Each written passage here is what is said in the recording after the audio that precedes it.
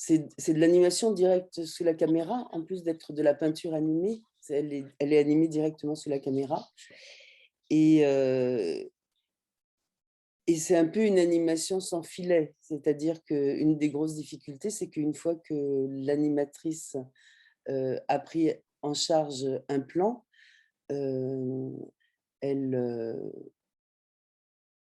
s'il y a quelque chose qui ne va pas dans le plan, il faut le recommencer, enfin, on peut le rectifier si on s'en rend compte assez vite, mais si on ne s'en rend pas compte assez vite, il faut le recommencer. Alors ça, c'était la première difficulté, c'est la difficulté inhérente à la technique. Et l'autre, c'était par rapport à la peinture animée, puis à un style qu'il fallait garder tout au long du... Voilà, c'est le style qu'il faut garder tout au long du film, quoi.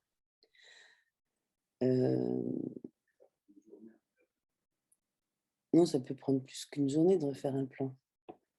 Si par exemple, il y a des plans qui ont pris, enfin, il y a certains plans qui prennent une semaine, par exemple.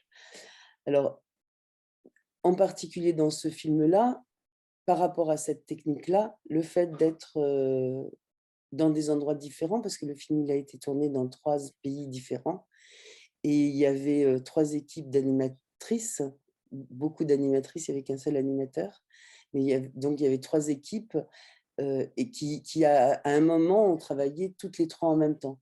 Et donc la difficulté, c'était avec cette technique-là, de ne pas être présente à chaque moment, parce que autant on peut corriger facilement quand on est là, et s'il y a une animatrice qui fait des erreurs et tout, on est là, on peut rectifier très vite.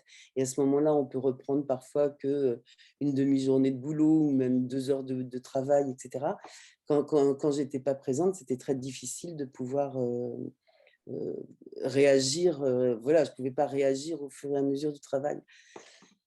Voilà, ça c'est le voilà, c'est une technique qui est très difficile. Et puis alors, comme on anime directement sous la caméra, est-ce que j'explique un peu pour dire ce que c'est que l'animation directe?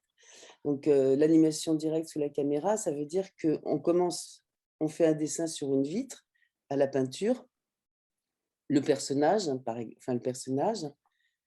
Sous ce personnage, sous cette vitre, on a glissé le décor, ce qui fait que le personnage évolue sur le décor.